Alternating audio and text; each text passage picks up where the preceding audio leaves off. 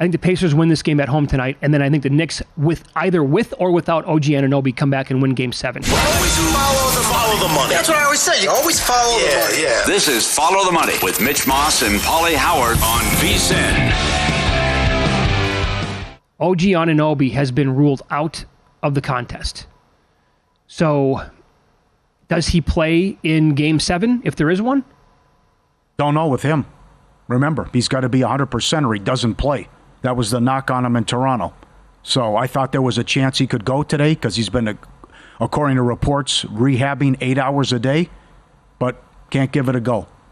So the other thing is it just sets up beautifully for the Celtics, which I think would be an unbelievable series if the Knicks had Randall and OG and Bogdanovich, but they're only going to have OG. And maybe he doesn't even play in Game 1, which would be Tuesday. So they also probably don't want to run the risk that we're going to need you for Game 7. We want you to be as close to 100% as possible and have you for the conference finals because we don't have a chance without you anyways. So up to 6 now with that news. Say what you want about the Pacers. They are undefeated at home in the playoffs. And now, do they show some guts and bounce back like the T-Wolves did? Because that was embarrassing. Outworked, out-hustled, and embarrassed in the Game 5 performance where it was... I mean, to have 29 more shots, that didn't happen in a playoff game since 2008. 62 points in the paint for the Knicks, 53-29 rebounds, 20 offensive, 26-9 second chance points. McConnell was bad. Toppin was bad. Does Carlisle finally realize I can't have Nebhart on Brunson? This is just, he puts him through the ringer. It's ridiculous what he's done. His prop is 34.5 tonight. 5 players to have 5 40-point games in a span of 8 in the playoffs. 5 40-point games in an 8-game span.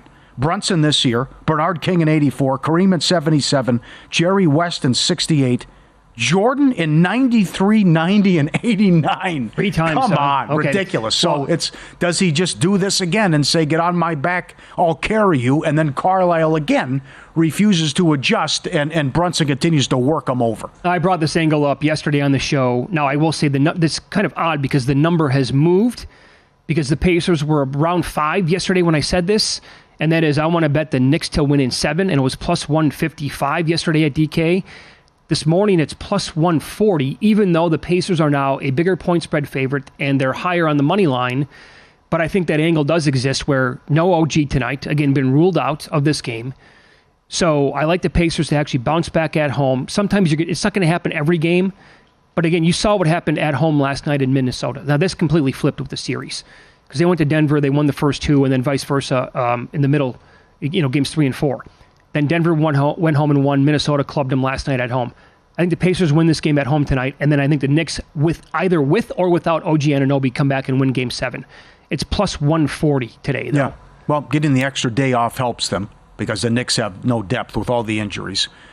Great job by Thibodeau putting Deuce in the starting lineup in Game 5, and he was great. But I can't stress this enough. It's what this crowd means to these teams and how intimidating the Garden is because they use that with the mojo and the juice early on to use that to their advantage, and they were ready to go and they hammered them. Now we'll see if the Pacers do the same thing because they've been leaning on the crowd and they get that big edge as well. And like you said, it was flipped. It was backwards.